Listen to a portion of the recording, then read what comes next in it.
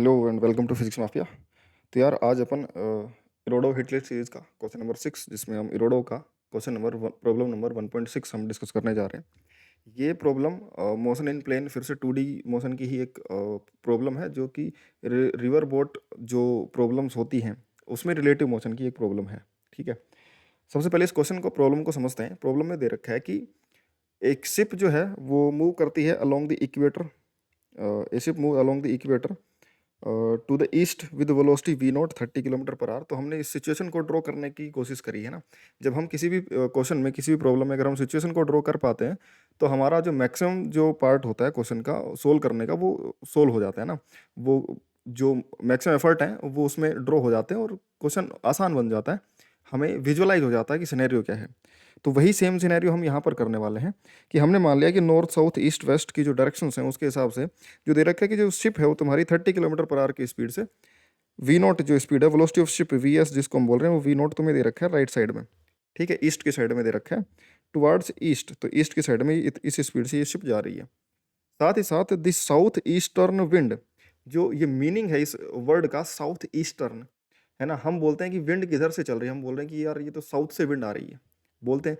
यानी कि साउथ से विंड आ रही है तो साउथ की तरफ से विंड फ्लो कर रही है ना। तो साउथ ईस्टर्न विंड का मतलब क्या हो गया कि साउथ ईस्ट से विंड आ रही है। समझ में आ गई क्या बात। तो साउथ ईस्ट यानी कि इस लाइन के लॉन्ग अगर मैं देखूं, इसको डिनोट करना चाहूँ, साउथ ईस्टर्न विंड का मतलब क्या होगा कि साउथ ईस्ट वाली जो डायरेक्शन होगी उस तरफ से आने वाली जो विंड होगी ये साउथ ईस्ट की डायरेक्शन होगी। होगी कि नहीं होगी। तो साउथ ईस्ट की डायरेक्शन से आने वाली विंड किधर की तरफ जाएगी, वो नॉर्थ वेस्ट में जाएगी। साउथ ईस्ट से जो आ रही है विंड वो किधर की तरफ जाएगी, नॉर्थ वेस्ट की तरफ जाएगी। तो ये वेलोसिटी ऑफ विंड है, जिसको कि वी दे रखा है कि वेलोसिटी ऑफ विंड जो है वो 15 किलोमीटर पर आवर, इसको हम वी बोल देते हैं और इसको वी नॉट बोल देते हैं। इतनी स्पीड से ये चलता हुआ ये विंड फ्लो कर रही है। अभी बोलेगा find wind velocity V dash. V dash एक वेलोसिटी है relative to the ship and angle five dash between the equator and the find and wind direction of the reference frame fix to the ship. तो अगर तो हम इसको समझें इस meaning को कि wind velocity relative to the ship, यानी कि शिप पर बैठकर देखेंगे तो ग्राउंड फ्रेम में तो विंड इस तरफ चल रही है ऐसे, शिप पर बैठकर देखेंगे तो विंड किस तरफ चलती हुई दिखेगी। उस वेलोसिटी को हमने वी डैश बोला, रिलेटिव वेलोसिटी। और उस वी डैश का जो इक्वेटर होता है, इक्वेटर यानी कि तुम्हारा ईस्ट वेस्ट वाला जो प्लेन होगा, ईस्ट वेस्ट वाले प्लेन के साथ में जो एंगल बन रहा होगा वो हमें बताना है। ठीक है, तो ध्यान से सुनो, हमने इसका नेक्स्ट डायग्राम ड्रॉ कर रखा है। मान लो इसका हम ऑब्जर्व क्या करते हैं, we are observing wind with respect to ship. Ship के रेस्पेक्ट में विंड को ऑब्जर्व कर रहे हैं। तो शिप तुम्हारी रेस्ट में है, शिप के रेस्पेक्ट में, ग्राउंड के रेस्पेक्ट में विंड तुम्हारी इस तरफ चल रही थी। बट क्योंकि तुमने शिप के फ्रेम में देखा है तो शिप की जो वेलोसिटी है वो बाकी सभी को शिप की जो वेलोसिटी होगी उसकी अपोजिट डायरेक्शन मिलेगी। रिलेटिव वेलोसिटी का यही कंसेप्ट होता है। तो जो विंड को जो विंड की वजह से हम बात कर रहे हैं, शिप की velocity V naught right side में थी, वो वी नॉट उसको लेफ्ट साइड में मिलेगी। किसको, विंड को मिलेगी। ये सब विंड के लिए ऑब्जर्व हो रहा है क्योंकि शिप तो रेस्ट में है। तो विंड को लेफ्ट में वेलोसिटी वी नॉट और मिल जाएगी जो शिप की वेलोसिटी थी, अगर हम शिप के फ्रेम से देखेंगे तो अब जो विंड होगा उसके पास ये वी वेलोसिटी इस तरफ है और वी नॉट इस तरफ है। तो नेट वेलोसिटी उन दोनों की इसके बीच में आएगी कहीं, क्योंकि दो वेक्टर का एडिशन होगा। रिलेटिव वेलोसिटी नेट कुछ ये बनेगी इन दोनों के बीच में। तो ये वाली जो वेलोसिटी ये नेट बनेगा वो इन दोनों का रिजल्टेंट बनेगा। समझ में आ रही बात। इन दोनों का रिजल्टेंट, इन दोनों वेक्टर्स के बीच का एंगल कितना है, फाई।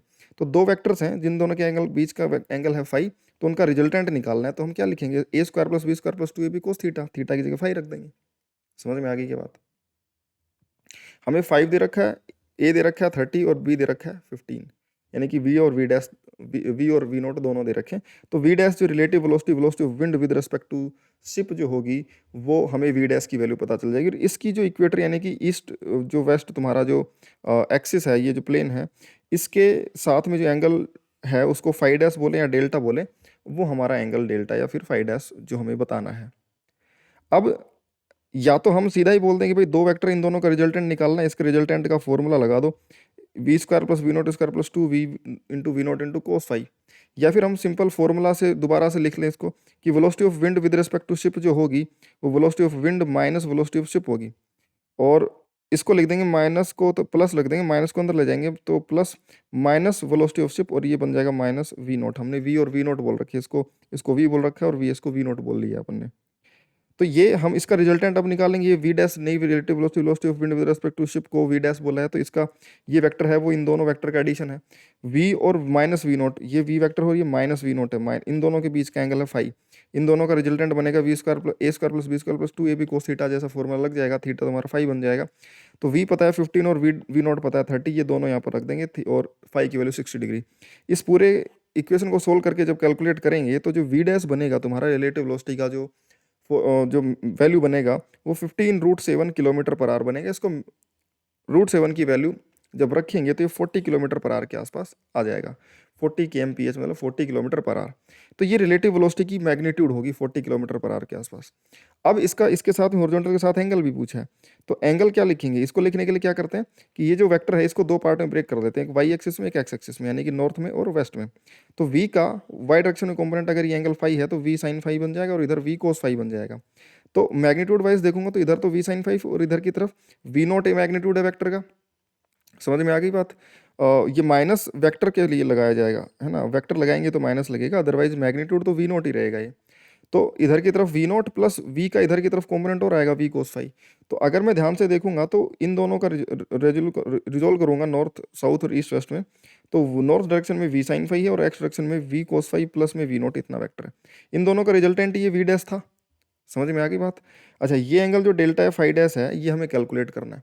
तो टेन डेल्टा क्या बन जाएगा, टेन फाई डैश बोलूँ या टेन डेल्टा बोलूँ, वो ये वाली साइड अपॉन में ये वाली साइड परपेंडिकुलर अपॉन में बेस लिख सकता हूँ।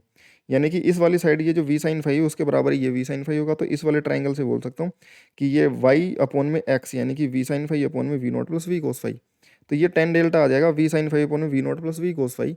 और यहाँ पर वी फाई और वी नॉट फिर से तीनों वैल्यूज रख देंगे, तो फिर से डेल्टा यानी कि फाई डैश तुम्हारा निकल के आ जाएगा 10 इनवर्स 0.349। कैलकुलेटर से करेंगे तो 90 डिग्री पता चल जाएगा, अदरवाइज वैसे तो एग्जैक्ट वैल्यू कैलकुलेट याद तो तुम्हें होती नहीं है। तो ये कैलकुलेटर से अगर चेक करोगे तो 19 डिग्री के आसपास ही तुम्हें पता मिलेगी।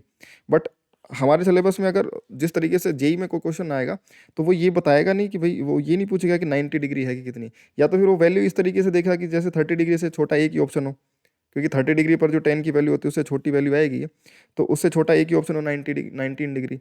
ऑप्शन दूर दूर होंगे तो हमें आइडिया लग जाएगा कि हाँ 19-20 के आसपास या 30 से कम का जो एंगल होगा वो बनेगा।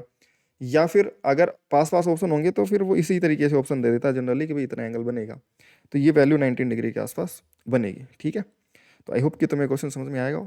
फिर से मिलेंगे नेक्स्ट वीडियो में नेक्स्ट क्वेश्चन 1.6 के सोल्यूशन के साथ में। ठीक है, बाय।